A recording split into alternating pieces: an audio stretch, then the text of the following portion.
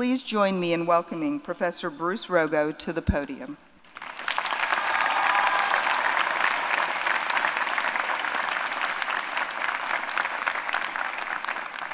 Thank you, Elena. Rarely do people remember the words that are spoken at their graduation. So I want to make it easy for you and ask you to remember only two words, respect and honor. And I want to tell you two stories to illustrate those words, and maybe that will help you remember them throughout your career, and maybe remember these two stories, which have always been meaningful to me. In 1973, a group of Lakota Sioux staged a protest at Wounded Knee, South Dakota.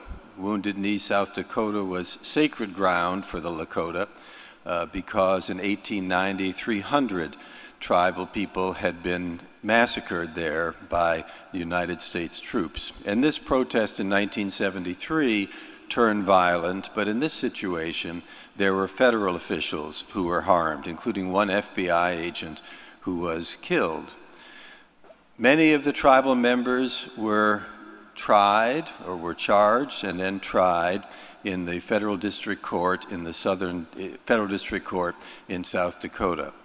And when the judge began the trial, there was great tension. The courtroom, a small courtroom, and I had been there in South Dakota, was filled with Native Americans, Lakota Sioux mostly, wearing their tribal clothing. And the marshals were there, they were armed. The judge, Warren Urbam, was under great pressure in trying these cases. And the courtroom was filled. The judge was about to walk in, and the bailiff did the usual thing that bailiffs do, all rise, the United States District Court for South Dakota. But none of the Indians rose. They all remained in their seats. The marshals rushed to the front. The judge took the bench. The bailiff came to the judge and said, "What should we do, Your Honor? Will you hold them in contempt? Should the marshals take all of these people into custody?" And the judge simply turned his head and shook his head no, and went on and proceeded that Monday to try the cases and start the proceedings. Tuesday, the same thing happened. The marshals became very agitated. They wanted the people taken into custody. The people would not rise. The judge, they thought, was being held in contempt by the Lakota Sioux, and the judge every morning, Monday, Tuesday, Wednesday, Thursday, refused to have any action taken. And the Lakota Sioux watched the proceedings. And on Friday, the fifth day of the trial, when the Lakota Sioux were seated, and before the bailiff began his all rise statement, and the moment before the door opened for the judge to come in, the whole group of Lakota Sioux stood up on their own. They did not have to be told to rise. They had seen the judge, they respected the judge, and he respected them. And to me, that was always one of the great stories about respect, earning respect one day at a time. And Judge Urbam had earned respect one day at a time. So the word respect is an important word, but it's not a word that you can achieve for yourself or for others without paying attention and listening and learning from every moment that's in front of you. So that's respect. The judge earned their respect, and he was respected by the Lakota Sioux. The other story about honor starts in southwest Georgia in the early 1960s. Phil Whitus was charged with killing the brother of the sheriff. Phil Whitus was black. This was Albany, Georgia.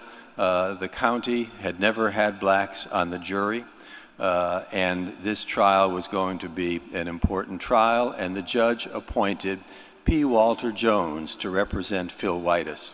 P. Walter Jones was a respected lawyer in Albany, one of the best lawyers in town, one of the most successful lawyers in town.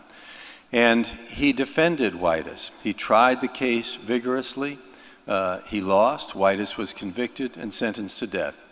And then he took the appeal to the Georgia Supreme Court for Whitus. The conviction was affirmed. a death warrant was issued by the governor of Georgia. 3 days before Whitus's scheduled execution, Jones was in his office and received a call from Warden Balcom at the Georgia State Prison. And Warden Balcom said, "Mr. Jones, Phil Whitus has asked me to call you to thank you for all that you had done for him in defending him at trial and taking his appeal." And Whitus wanted Jones to know that he appreciated everything that Jones had done for him in trying to save his life. When Jones hung up the telephone, he put his head on his desk and he sobbed, because he knew he had not done everything that he could do. He had not challenged the jury selection process for the grand jury. He had not challenged the jury selection process for the petit jury. And he knew that in Strouder versus West Virginia in 1879, juries that are improperly selected, discriminatorily selected, cannot indict nor can they convict. But he had not raised those issues because he was in Albany, Georgia, and that's not the kind of thing, the kind of issue that had ever been raised in defending an African American defendant. Sobbing, he thought to himself, what should I do? He didn't know what to do. He didn't have experience in that area. And so what he did was he called the Justice Department and asked to speak to Bobby Kennedy. Of course, he didn't reach Bobby Kennedy, but he did reach another person in the Justice Department, and he explained to him that he had failed and that he wanted to file a petition for writ of habeas corpus, but he didn't know how to do it. And the lawyer in the Justice Department said, "Come up to Washington, get to Atlanta, bring the trial record, and come up to Washington, and we'll prepare the habeas corpus petition." So Jones did that next morning, and that was 24 hours away from the scheduled execution of Phil Whitus. He went to Washington, they did the cert petition, and when they did the cert petition, Jones said, "I will call my secretary in Albany and have her type it and file it in the U.S. District Court." And as he began to dictate the cert petition, raising the issue of jury discrimination, his secretary refused to type it, and she quit. She would not type such a pleading. With that, they called a public stenographer in Atlanta, and the public stenographer typed the cert petition. They had somebody run it over to a federal district judge in Atlanta, and at midnight before Whitus's 8 o'clock in the morning execution, a stay of execution was entered, and Whitus's life was saved. Indeed, it was saved even ultimately because in a case called Whitus versus Georgia, the Supreme Court of the United States ultimately set aside Whitus's conviction, and Whitus was then paroled. But Jones was not paroled. Jones' life was ruined. He lost his practice, he lost his friends, he was a pariah in Albany, Georgia, and the whole life that he had built over 40 years was gone in that moment when he saved Phil Whitus's life.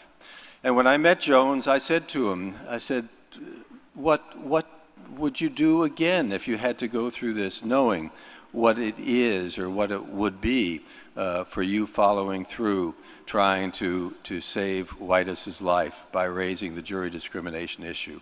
And he said, and by that time he was a wrecked man. He drank too much, he was frail. He said, "Bruce," he said, "I would do it again, the same thing. It was a matter of honor. I was honored to be a lawyer. I dishonored my profession when I failed to do what should have been done." So the lesson of P. Walter Jones, the lesson of Whitus versus Balcom, Whitus versus Georgia, is honor is important. Honor is important even in the situations in which one risks, as P. Walter Jones did, perhaps a life and a career. But honor is something to keep in mind. So those two words, respect and honor, just those two words, respect and honor, are the two words that I want you to remember as you go through your life as a lawyer, your life as a person, a family person, whatever you choose your life to be. Honor and respect will serve you well.